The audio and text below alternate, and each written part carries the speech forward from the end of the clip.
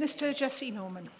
Well, thank you very much indeed, Ms Elliott. Delight to see you in the chair, and what a very interesting debate this has been. I congratulate the Honourable Member for Putney for securing it.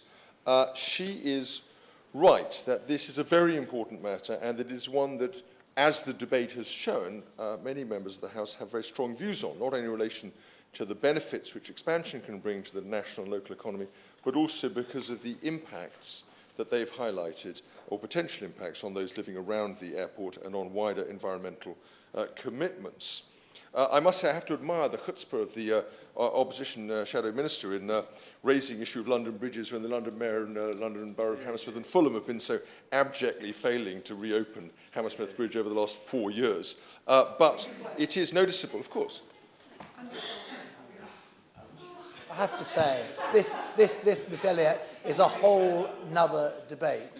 But when the government will not fund major strategic infrastructure because it's in London, whereas anywhere else in the country it will be paying 80 or 90%, when it's absolutely dragged its feet for years over this project, the Minister has a cheek, quite frankly, to make the comment he's just made. I think the Chamber, I don't have much, I think the Chamber knows that the funding per head and the sources of revenue that exist in London are vastly greater than in other parts of the country, and it's appropriate that that money should be properly invested alongside any other support that can be given. If I may, Ms. Elliott, we're not going to get distracted with this important topic. It's landing a point. It is noticeable, on the more constructive point, that the opposition's position on the issue of Heathrow expansion is not so very different from that of the government. And I think it's important just to explore what that position of the government is. Now, the House will recall, the Chamber will recall, that in 2015, the Independent Airports Commission final report concluded that a new northwest runway at Heathrow was the best solution to deliver the future additional airport capacity which the country required. The government considered the Commission's recommendation and announced in October 2016 that it agreed with its conclusions. The government then developed a draft airports national policy statement that provided the framework and criteria against which a development consent application would be judged. The draft Airport National Policy Statement was published for consultation in 2017 and scrutinised by the Transport Select Committee before being laid in Parliament. In June 2018, the Airport's National Policy Statement was designated following Parliament's overwhelmingly voting in favour of the North West Runway proposal by 415 votes to 119. So an overwhelming majority in favour of the North West Runway proposal in Parliament. Following its designation, the airport's national policy statement was subject to a number of legal challenges which have been heard in the High Court, the Court of Appeal and the Supreme Court. The legal challenges concluded in December 2020 when the Supreme Court unanimously concluded that the airport's national policy statement is lawful. However, challenges against the statement, of course, did not end there. The Planning Act 2008 requires the Secretary of State to review a national policy statement whenever they consider it appropriate to do so. And between 2019 and 2021, the Department received numerous requests from third parties to review it.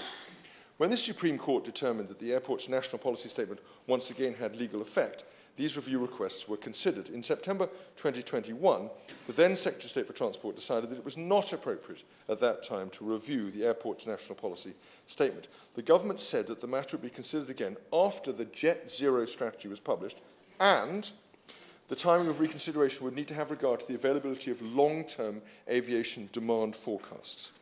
The Jet Zero strategy was published in July of last year and sets out the government's approach to achieving net zero aviation by 2050. The idea that the government has not fully thought at length and in depth and set out a strategy for achieving this is, as was raised earlier in this debate, is nonsense, and the Jet Zero strategy and its accompanying documents set that out.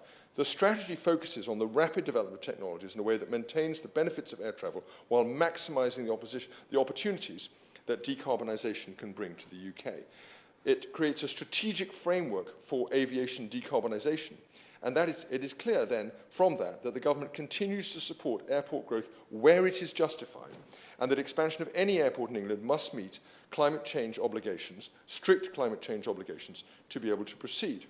The government's approach to sustainable aviation growth is supported by analysis which shows that the country can achieve net zero emissions by 2050 without the need to intervene directly to limit aviation growth. The Jet Zero strategy itself set out a range of measures to reach net zero. Let me touch, if I may, on 3 of them.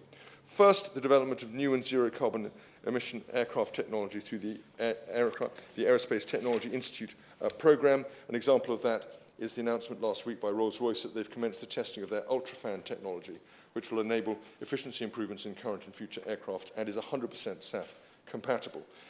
Secondly, this year the government's conducted a call for evidence on implementation of a 2040 zero-emission airport operations target in England. My department's currently considering responses and will publish a government response shortly. And thirdly, of course, sustainable aviation fuels. The suggestion that this government is somehow, or the country is behind its international competitors is entirely wrong. We have published a consultation on this sustainable aviation fuel mandate, SAF mandate, and that is currently available for discussion. I have no time, I'm afraid. I've got 2 minutes. I'm going to have to stop in half a minute in order to allow the Speaker to wind up the debate. I wish I had more time, but I'm afraid the interventions are not allowed to happen and the other speeches are not allowed to happen. Turning quickly back, if I may, turning quickly back to the COVID-19, the Chamber will be aware that COVID-19 drastically revised the use of air transport. Almost overnight, most of the country's aircraft fleet was grounded. Thankfully, the UK is now on the way to recovery, but we've not yet returned to the demand seen before the pandemic, and uncertainty remains around the long-term impact that the pandemic has had on aviation demand. Further work, therefore, needs to be undertaken before any future forecasts can be developed. I think I had better wind it up there, and I apologise, Ms Elliott, for having to truncate my speech owing to the other pressure of time.